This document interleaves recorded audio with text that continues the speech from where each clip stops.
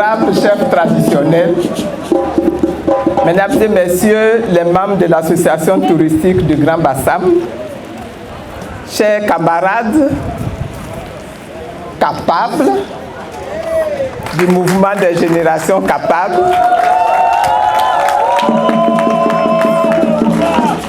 population du district de la Comoé, mesdames et messieurs, je voudrais commencer par vous saluer tous et vous remercier pour ce grand rassemblement. Hier, malheureusement, en début d'après-midi, Aboasso a été endeuillé par un grave accident. Et je voudrais souhaiter donc un prompt rétablissement aux nombreux blessés et présenter mes condoléances et ma compassion aux familles brutalement plongées dans le deuil.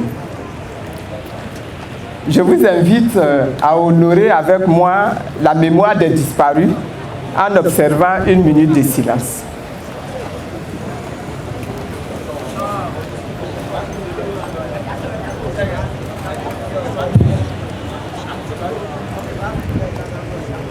Merci.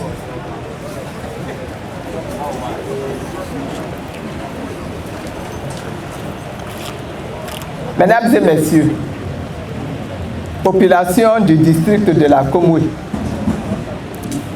après à Nono, où le 12 novembre dernier, nous avons installé le vice-président coordonnateur du district d'Abidjan, nous voici réunis ce jour-ci à Aboasso pour la cérémonie d'installation du camarade Akoyi Kakou Innocent comme vice-président coordonnateur du district de la Comoé.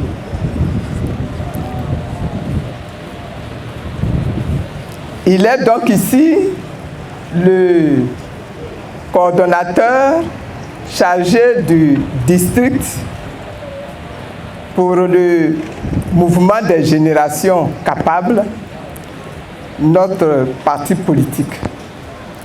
Notre parti politique, nous l'avons créé en août 2022.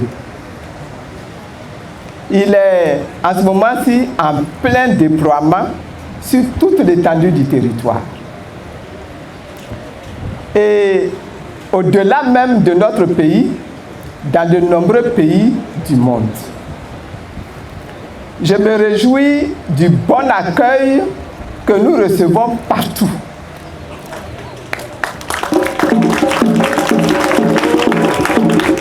Et j'encourage ceux qui ne nous ont pas encore rejoints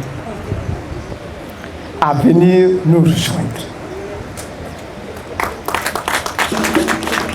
Notre ambition est de faire du mouvement des générations capables le plus grand parti de ce pays. Et cela est possible. Mesdames et messieurs,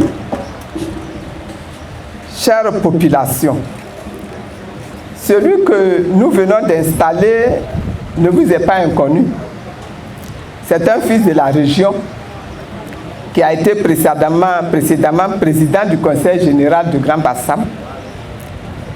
Et nous vous invitons à l'accueillir et à le soutenir fortement dans cette nouvelle mission. Camarade Akoyi, te voilà installé.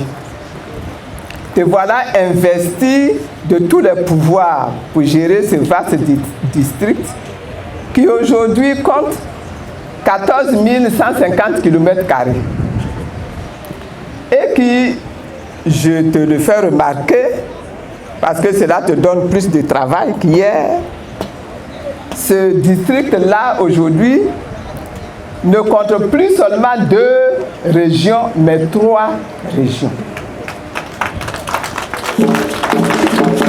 Effectivement, aujourd'hui, ce district comprend les régions de l'Indénié-Douablin, la région du Moronou et la région du Sud Congo.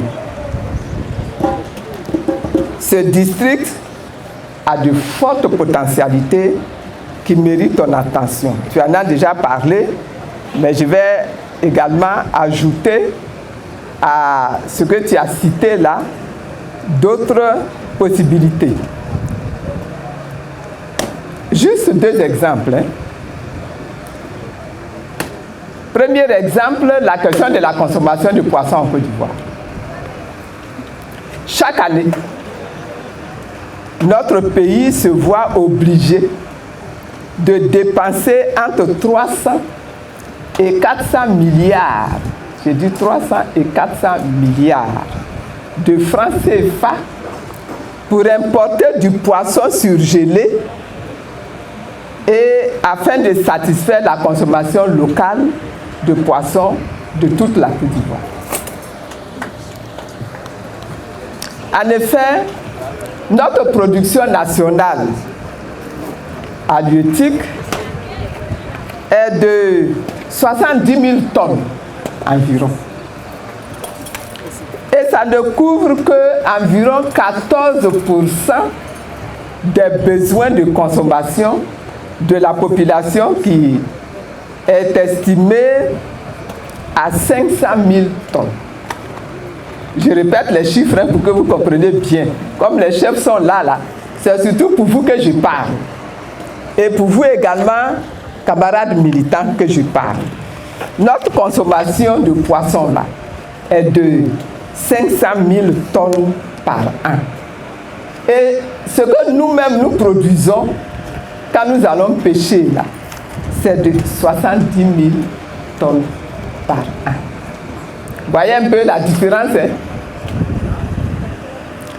Cette situation doit interpeller tout le district de la Comoé. Parce que le district de la Comoé bénéficie d'un des réseaux hydrographiques les plus denses du pays. Dans ce district, il y a des cours d'eau partout. Ou bien,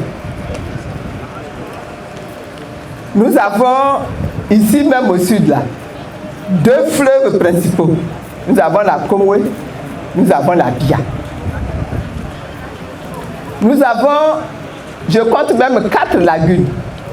Nous avons la lagune Tando, nous avons la lagune Abi, qui elle seule s'étend sur une superficie de 427 km², qui avait pour principaux affluents la Ba ou la Babilé, l'Ifou, le Manzan, le Ouma à Nibilekro, le Beki à Bengourou, le Soumier, le Ania, la Noé à Adjake et quelques cours d'autres cours d'eau comme le Toumangué, le Olier et le Motokpele.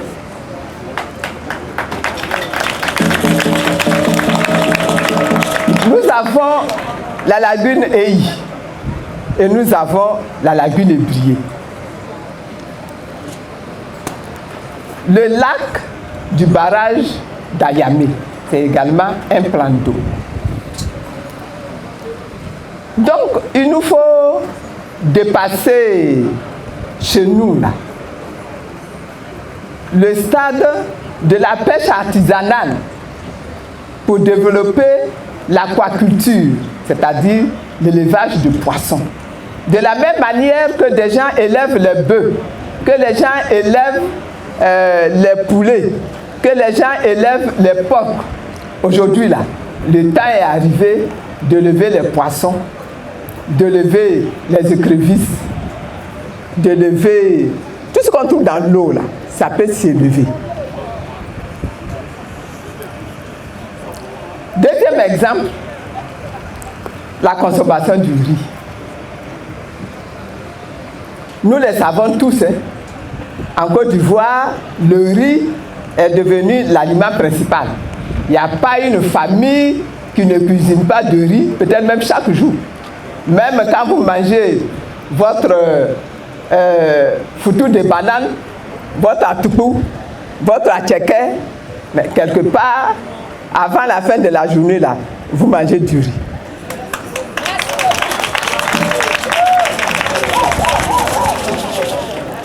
Et le besoin en consommation du riz blanchi est évalué en Côte d'Ivoire à environ 2 600 000 tonnes.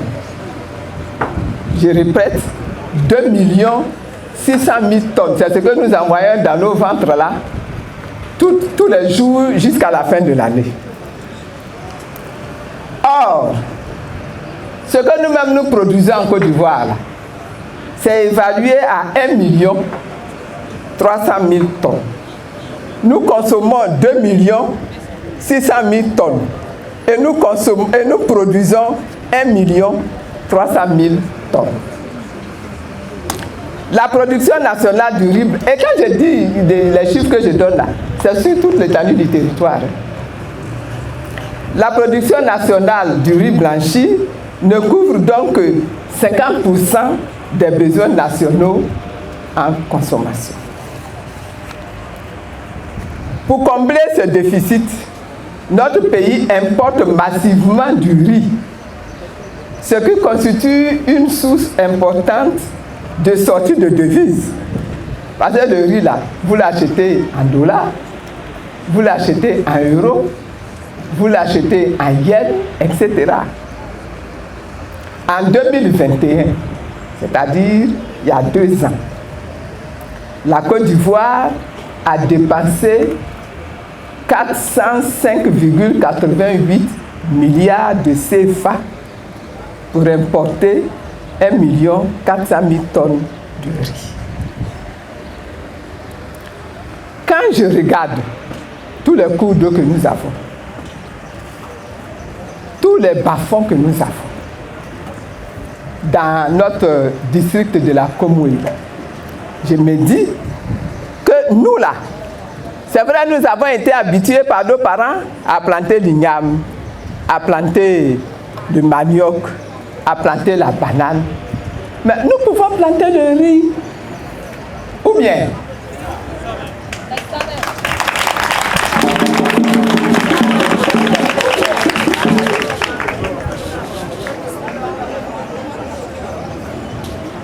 nous ne pouvons pas continuer à rester les bras croisés et à attendre que ce soit les Indiens, que ce soit les Chinois, que ce soit, je ne sais pas encore quel autre pays on peut citer là, qui viennent nous approvisionner en riz, en poulet, en carpe chinoise, etc., etc.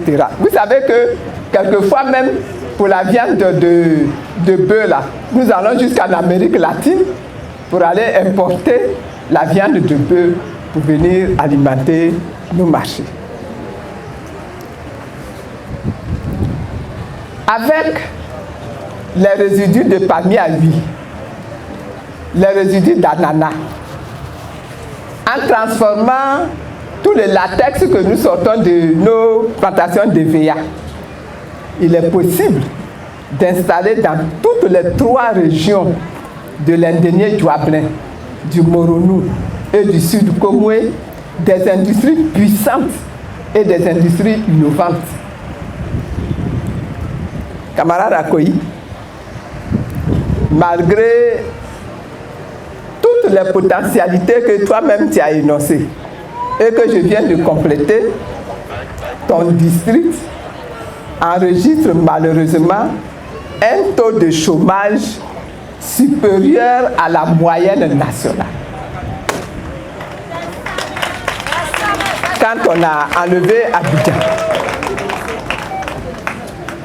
en tant que vice-président coordonnateur du district, je te demande donc de prendre ces problèmes-là que je viens d'évoquer et ce que toi-même tu as évoqué à bras le corps, d'organiser la réflexion autour de ces questions et d'accompagner les populations dans des projets de développement ciblés.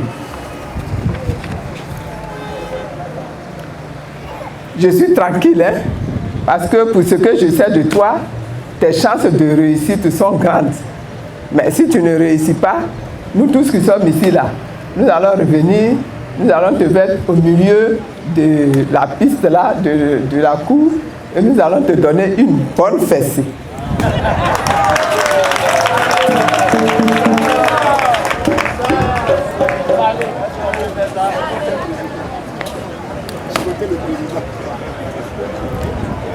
ne perd pas de vue tout le travail pour la transformation des mentalités. La transformation de l'esprit. Transformation du cœur. Parce que le cœur des Ivoiriens est très chargé.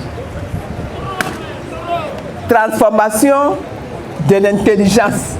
Nos intelligences là sont très réduites en potentialité, en déploiement. Nous devons avoir une population créatrice d'activités, une population solutionneuse des problèmes.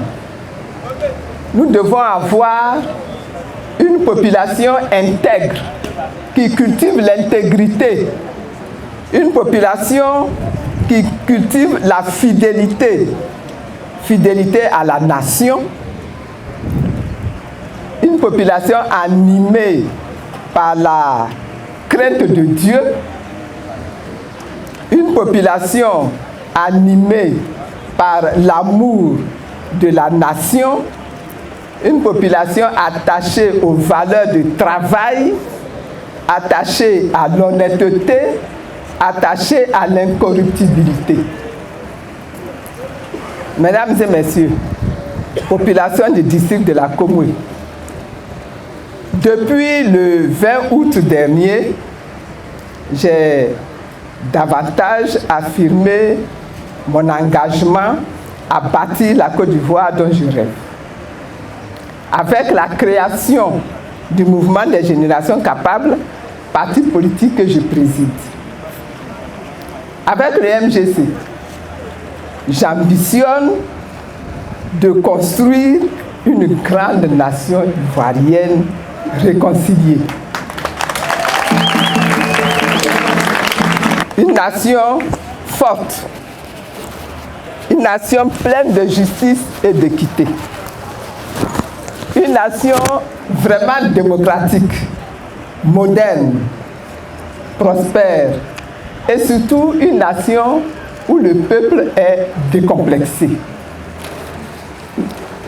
Une nation ivoirienne qui est ouverte à l'Afrique et au monde, mais qui est souveraine dans tous les domaines d'activité stratégique. Une nation peuplée d'hommes et de femmes à l'esprit et à la mentalité renouvelée. Des hommes et des femmes remplis de science, remplis de connaissances, remplis de techniques, capables de créer, capables d'inventer, capables d'ouvrir des voies nouvelles pour ses fils et de proposer des solutions non seulement aux Ivoiriens, mais également au reste du monde.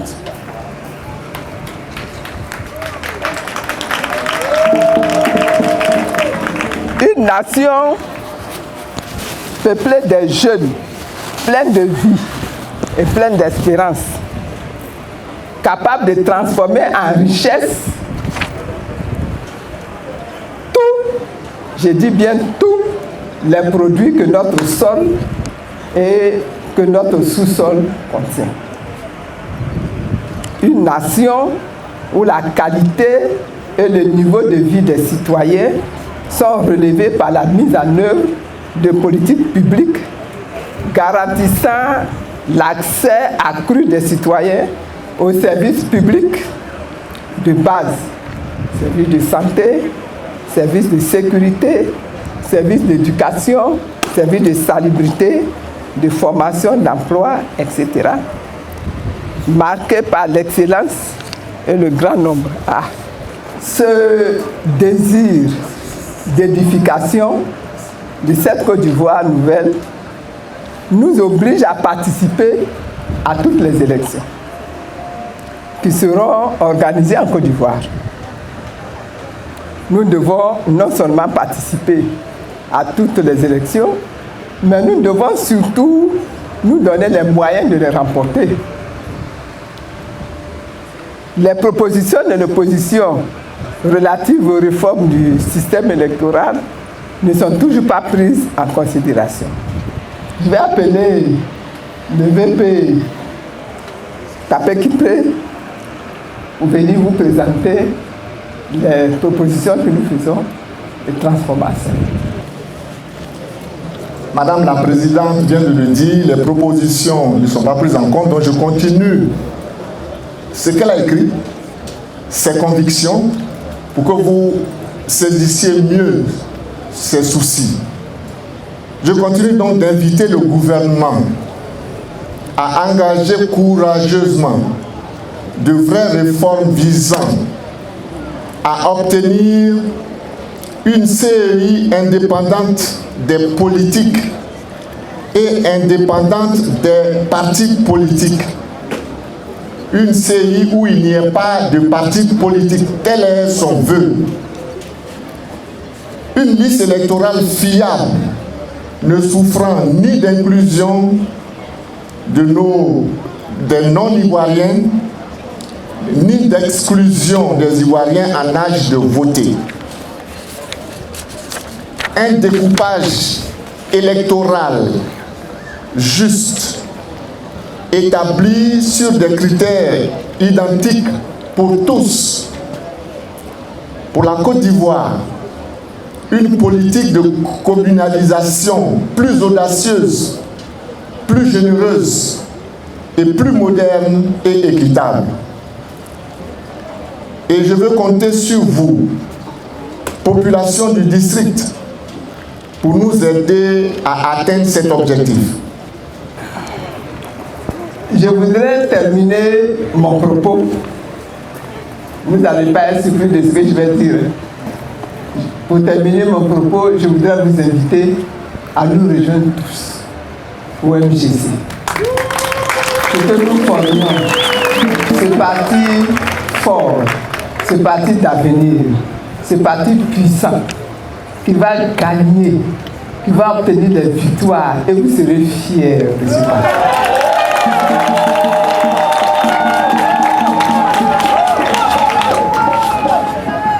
Il y en a, on m'a dit qu'il y en a qui sont inquiets.